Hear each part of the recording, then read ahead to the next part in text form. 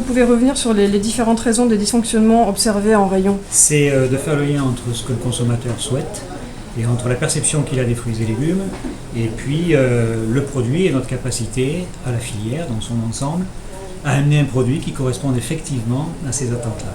Donc quelles sont les pistes de réflexion qui vont être proposées à l'occasion du forum le 14 avril?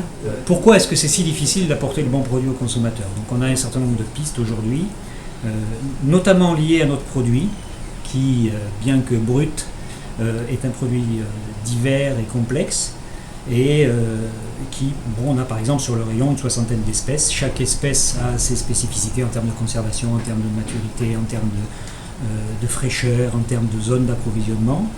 Et les entreprises qui sont tout au long de la filière ont, elles, des problématiques de place, de frigo, et tout ça n'est pas très facile à mettre en musique. D'autres pistes également, on a un produit qui est fragile, un produit qui est périssable, un marché qui est ce qu'il est et qui a un certain nombre d'irrégularités. On a aussi une difficulté logistique. On sait que la logistique aujourd'hui est un enjeu, y compris financier, majeur, et de mettre en adéquation les contraintes de la logistique et les contraintes du produit, c'est pas toujours facile. Et donc au niveau du CTIFL, quelles ressources vous allez mobiliser pour participer au forum? Les ressources techniques, on a des gens chez nous qui travaillons sur le produit en expérimentation. Les ressources également économiques, puisqu'on parle du consommateur, on a des gens chez nous. C'est le cas de notre département produits et marchés qui fait un certain nombre d'études consommateurs, donc on a des éléments là-dessus.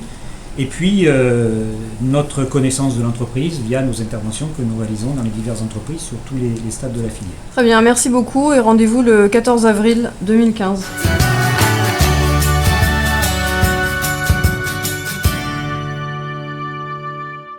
De bio, ça c'est sûr, à des prix certainement plus attractifs. Donc je pense que si tout le monde s'y mettait un petit peu, les prix descendraient, s'il y avait la demande accrue. C'est vrai que dans les boîtes, on prend la boîte et après, s'il y en a qui sont abîmés à l'intérieur ou pas, on a moins de choix. En choisissant soi-même, il n'y a pas de perte qu'il soit abîmé parce que dans les sachets, on ne voit pas le dessous, donc il peut y avoir des pertes.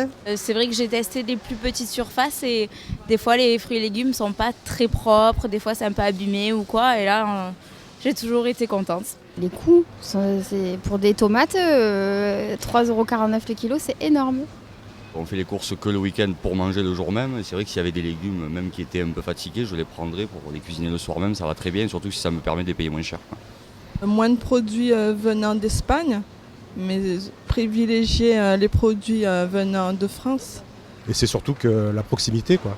C'est-à-dire que je préfère être vers chez moi, là, au pied du Mont Ventoux, et aller chercher les produits à la ferme qui sont à quelques kilomètres, plutôt que de venir faire des kilomètres et puis de tourner un petit peu en rond dans les grands magasins. Ça ne me dérange pas de prendre des produits qui ont des défauts. Voilà. Alors ce sont des choses qu'on ne trouve pas dans les grandes surfaces, parce qu'il faut que ça soit beau, des beaux étalages. La fraîcheur. Et puis, oui, surtout la fraîcheur, bien sûr le prix, et qu'il soit de la région. Ça, c'est très important pour moi. Je n'achète jamais ni de tomates d'Espagne, ni de cerises. Comme j'ai vu hier des cerises du Chili, ça ne m'intéresse pas du tout.